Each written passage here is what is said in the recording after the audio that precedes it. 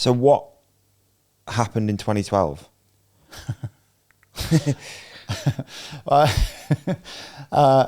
I've got to be very careful what I talk about, because when I finish my career, I will tell everyone who wants to listen about what happened in 2012. I'll come here and do it. It's not a problem. End of 26, I'll come and talk. Okay.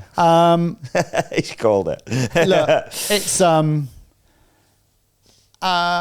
so we're driving 2011. We're driving to our final European four-cross event in Czech Republic, and we're driving there. And this is before like roaming tariffs on your phone. I remember my phone bill was like 400 quid because we got wind that we just had Champery four-cross world championships. The famous one where Danny Hart wins the downhill, that event, Saturday night, four-cross. Incredible track in the woods. I remember it. Very mountain bikey, you know. So like, this is the people on downhill bikes in the women's. Fionn was racing on a downhill bike. Absolutely, got second. Yeah, she just flew. Wow. So the sport was sort of changing. It was all looking good. Because I was like the rider representative to UCI at this point, so I'd had meetings with UCI on the Thursday and Friday. Everything was looking good. VIPs were there. They were really happy with the track, like the direction of the sport. Everything's all good. A week later, I'm driving to Czech Republic, and we get wind that the four-cross has been dropped from the World Cup. And we're like, what?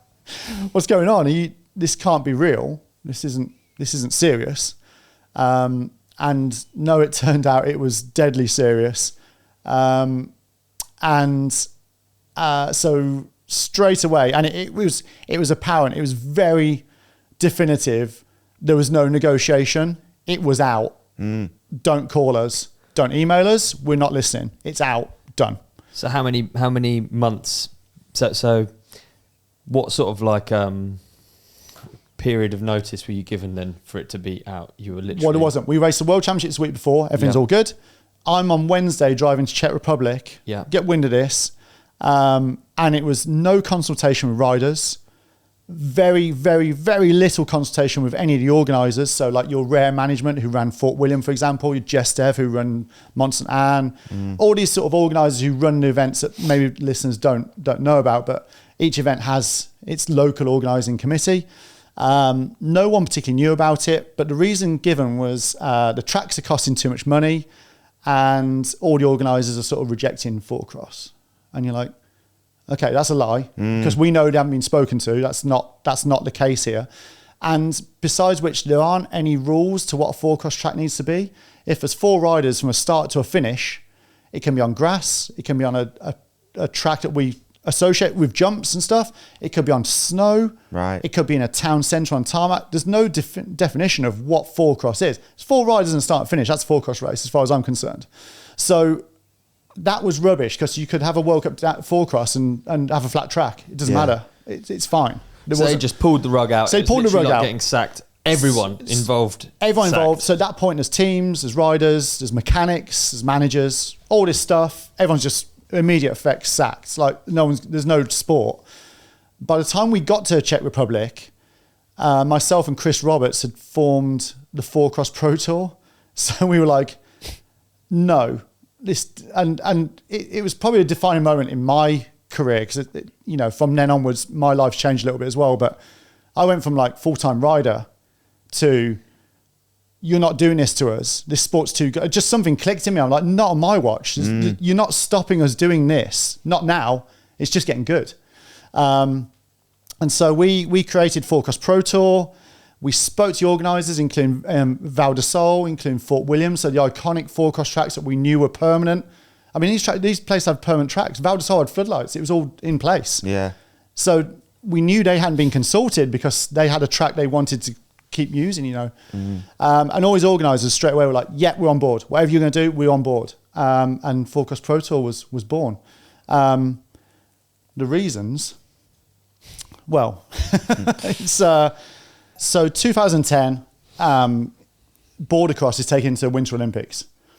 It receives higher TV viewing figures than downhill. Downhill Skiing. Yeah. IOC make some calls and ask if it's possible to have a summer version of this sport on two wheels. To which someone potentially might have said, yes, with the Olympics, if you put a new sport in, you have to take a new sport out. There's a 15,000 athlete quota. Mm-hmm. So you can't just add four-cross in, for example, if it was going to be four-cross. So another sport would have to be taken out for four-cross to go in. So what would that be? This is all hypothetical. Yeah. This is not true. Disc golf. This is me having a little story. So would you take cross-country mountain bikes out and replace it with four-cross? Probably not. Probably not, because Higher higher participation. powers might think that cross-country is the OG mountain bike sport. That's fine. Feels like an Olympic sport, doesn't it? Yeah, and it has national federation support. It has thousands of people employed as part of that sport. It has infrastructure and team person stuff, and it's a really established. And we're four-cross as a community, as a sport, we're not here for this. We're just here to race our bikes down a hill. That's it. We don't want any of this politics, but it was thrust upon us. So we get wind of some of these conversations, and that people in IOC really want a summer version of border cross skiing on bicycles. So this is positive right now. This is great. This is amazing. We don't know this at the time. Okay. But we get wind of this, in future years. And so one way of changing that would be to use cross-country athletes racing 4 at a time together in a border cross format. Okay. So that's XCE. So that's using the same athletes without removing a sport. You're actually using the same athletes to do 2 Olympic disciplines. That would be XC and cross-country eliminator, which was that great. makes sense. That's because they do 3-on-3 basketball. And Doesn't they it just? Yeah. So a swimmer would do 100 metres, and the same swimmers might do 100 metres backstroke. Yeah. Same hotel And room. the same swimmers will do a relay race. So they create races around the athletes. Understood. Yeah. Okay. So four-cross never stood a chance, because, as you now know through history, four-cross was then culled, bang, straight at the World Cup when it's doing its best. We have Jared Graves, Jus Wickman, Roger Rinderneck, some supreme athletes occasionally. The sport's in a really good place. The tracks are getting gnarlier, as we showed at Champery. It's all going exactly like perfect. The crowds are bigger than ever. Everything around four-cross is like bouncing. And then with immediate effect, the sport is removed from the World Cup. So from the story I've just told, you link all those pieces together, and you see why Cross Country Eliminator was shuttled into the 2012 World Cup Series straight away, trying to get these guys in their Lycra, trying to look like a four-cross race. And as history tells us, it didn't go very well. And now Cross Country Eliminator is sort of done and dusted and sort of gone. And so four-cross, we believe, hypothetically, again, I'm not going to hang myself out to dry here too much, but we believe four-cross was actually this close to being an Olympic discipline. I think if IOC could have spoken to our sport directly rather than through any other governing bodies, then it would have been a different path. Four-cross could have been the sport. I'm struggling to see the link of Olympics and UCI. How does IOC will work with UCI to determine which sports will be chosen for the Olympics. Right. Okay. Understood. So that's my theory. Yeah. In 26, I'll either confirm or deny it. I still race. I want to race. I'm not here for any trouble. No. I don't want any governing bodies to Neither get are we, but it is interesting. But do you know what I mean? Yeah. Like four-cross was just cold with immediate effect, and XC Eliminator shuttled in with immediate effect to replace us. And it's like, well, why are you replacing us with something that's not as good? Using athletes that aren't prepared to race 1 minute, 2 minute tracks. So Brian Lopes goes to the first Eliminator and wins, for example. Right. Yeah. He won that first World Cup in Houffalize. So he made a there a mockery of boycott? that sport straight away. Was there a boycott? Because you could have done the same, right? No, because we had a four-cross Pro Tour at that first XC Eliminator race. So at Houffalize, they had the first XC Eliminator race. We had our first ever four-cross Pro Tour. And all the crowds were on our Pro Tour track and no one watched the Eliminator. Like, it was dead. So did you? Is that like?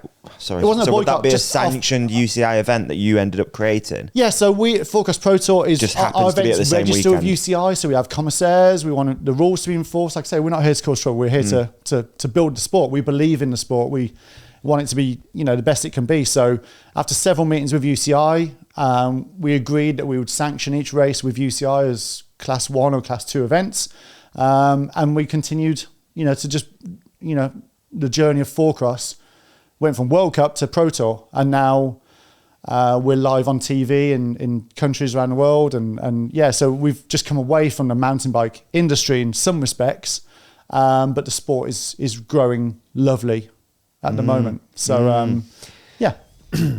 Okay. Okay. Hey, man, what an episode that was. You did amazing in it. And so did you. You shone like a star. You shone like a moon. Can we also put something up here that you can click on for the next episode? How about we put a subscribe up there in the middle? Yeah, I love We're going to put a video we think that our lovely companionship will love on your face. On my face? Yeah. So And they on can't see me now? Gone. And on my face, another video that we think people will love. And thank you for watching. Thank you for listening. Please hit like and subscribe. You guys are the best. Peace and love.